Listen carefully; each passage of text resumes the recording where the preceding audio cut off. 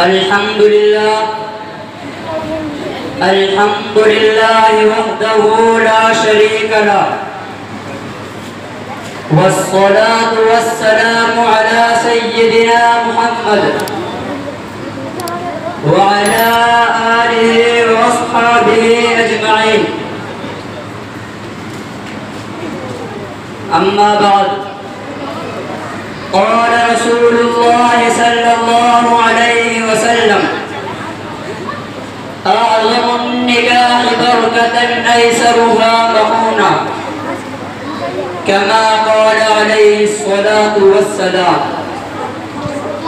برادران اسلام اور عزیز ساتھیوں، اس بات پر تمام بزرگان دین اور علماء کرام کا اتفاق و اتحاد ہے کہ اسلام ایک اعلیٰ و عمدہ مذہب ہے.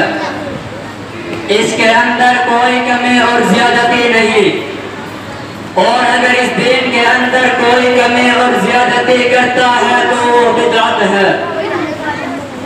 چنانچہ اگر ہم لوگ غور کریں تو معلوم ہو جائے گا کہ تاجدار کونین احمد مصطفیٰ محمد مصطفیٰ صلی اللہ علیہ وسلم نے اپنی بیٹی حضرت فاطمہ رضی اللہ عنہا کا نکاح مبارک نہایت ہی سادگی کے ساتھ فرمایا.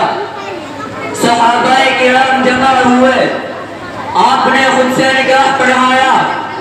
سامان جہیز میں چکی اور مشکیزہ، چادر اور صرف تکیہ پیش کیا، اور یہ بھی صرف حضرت چادر اور سامان جہیز میں چکی اور مشکیزہ اور ایک تکیہ جس میں چھال بڑی ہوئی تھی اور ایک چادر دے کر اپنی رخت جگر اور نور نظر حضرت فاطمہ رضی اللہ عنہ کو رخصت فرمایا.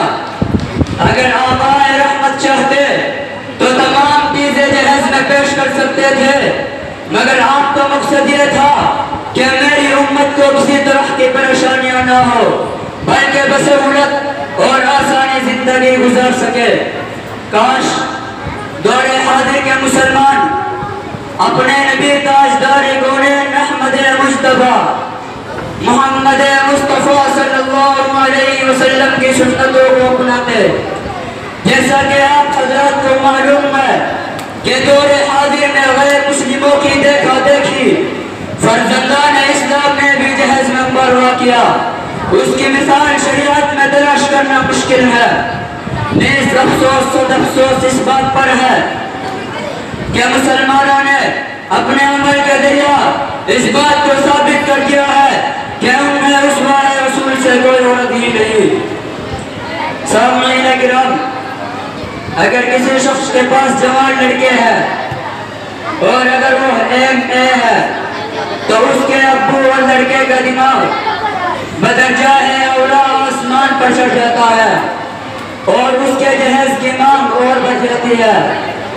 اگر کوئی شخص سوال کرے کہ بھائی صاحب آپ اپنے لڑکے کی شادی میں کیا جہیز دیں گے، تو وہ بہت ہی شان کے ساتھ جواب دے گا کہ میرا لڑکا ایم.اے. ہے، میں جہیز میں بائک لوں گا.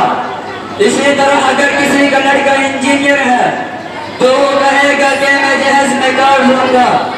اے جہیز کے فقیروں، اپنے اس قول افعال پر نادم ہو کہ یہ کہنا میں بائک لوں گا یا کار لوں گا.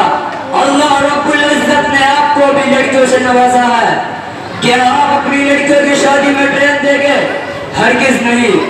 جیسے اپنی اولاد ایسے ہی دوسروں کی اولاد، جیسے اپنی عزت ایسے ہی دوسروں کی عزت.